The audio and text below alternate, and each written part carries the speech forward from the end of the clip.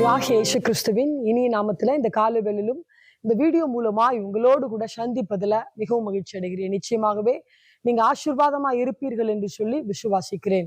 இன்று ஆண்டவர் நமக்கு கொடுக்கிற வசனம் ரோமர் 8வது அதிகாரம் 28வது வசனத்தை வாசிக்கும் போது இங்கு வசனம் இப்படியாய் சொல்லுகிறது, அன்றிலும் அவருடைய தீர்மானத்தின்படி அழைக்கப்பட்டவர்களாய் தேவனிடத்துல அன்பு கூறுகிறவர்களுக்கு சகலமும் நன்மைக்கு ஏதுவாக நடக்கிறது என்று அறிந்திருக்கிறோம். ஹல்லேலூயா.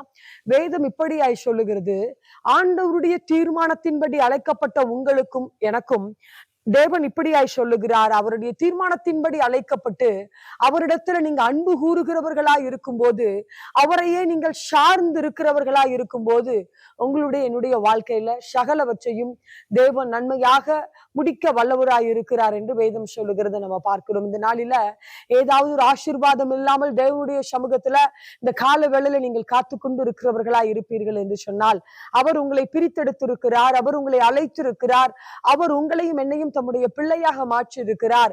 நாம் செய்ய வேண்டிய ஒரே ஒரு காரியம், ஆண்டவரிடத்தில் அன்பு கூற வேண்டும், ஆண்டவரை நேசிக்க வேண்டும், ஆண்டவர் எனக்காக ஒரு அற்புதத்தை செய்ய வல்லவராய் இருக்கிறார் என்கிற ஒரு நம்பிக்கையோடு கூட உங்கள் முழு இருதயத்தோடு உங்கள் முழு ஆத்துமாவோடு அவரையே நீங்கள் நம்புவீர்கள் என்று சொன்னால், அவரிடத்தில் அன்பு கூறுகிறவர்களாய் இருப்பீர்கள் என்று சொன்னால், உங்களுடைய என்னுடைய வாழ்க்கையில வேதம் இப்படியாய் சொல்லுகிறது, சகலவற்றையும் நன்மையாக செய்து முடிக்க வல்லவராய் இருக்கிறார்.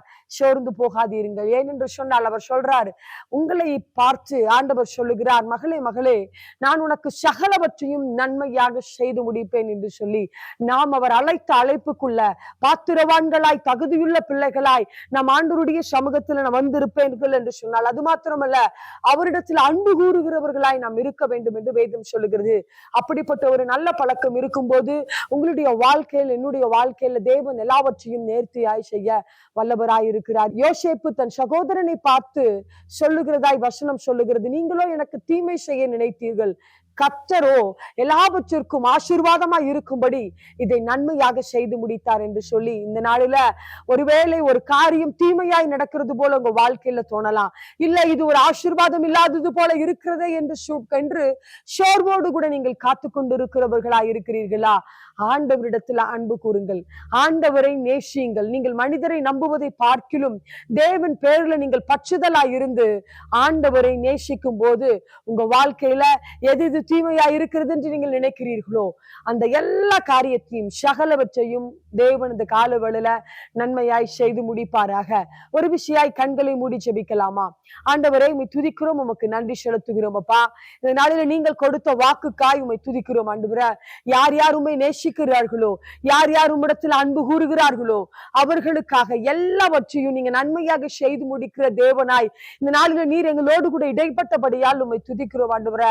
இந்த காரியத்துல ஒரு அற்புதம் இல்லையே, இதுல ஒரு நன்மை இல்லையே, ஏன் இந்த ஆசீர்வாதம் இல்லாமல் ஏன் இப்படிப்பட்ட காரியங்கள் என்று சோர்ந்து போய் இருக்கிறார்கள் ஆண்டவரே. யோசேப்புக்கு எப்படி தீமை நன்மையாய் மாறியதோ, எப்படி அவருடைய வாழ்க்கை உயர்த்தப்பட்டதோ, அதே போல யார் யார் சோர்ந்து போய் இருக்கிறார்களோ, உம்மை நேசிக்கிற பிள்ளைகள் கவலையோடு கூட இந்த காலவேளையில் இருக்கிறார்களோ, நீங்க அவர்களை தேற்றுவீராக நாங்க ஜெபிக்கிறோம். அவங்க வாழ்க்கையில ஆண்டவரை சகலமும் நன்மையாக செய்து முடிக்க நீங்க ஒத்தாசை அனுப்புகிறபடியால் உம்மை துதிக்கிறோம், நன்றி செலுத்துகிறோம். அப்படிப்பட்ட நன்மைகள் இந்த கால வேளையில் அவர்களுக்கு உண்டாவதாக இயேசுவின் நாமத்தில் நாங்கள் ஜெபிக்கிறோம் எங்கள் நல்ல பிதாவே, ஆமென். ஹல்லேலூயா. தேவன் நிச்சயமாகவே உங்களை ஆசீர்வதிப்பாராக. ஆமென்.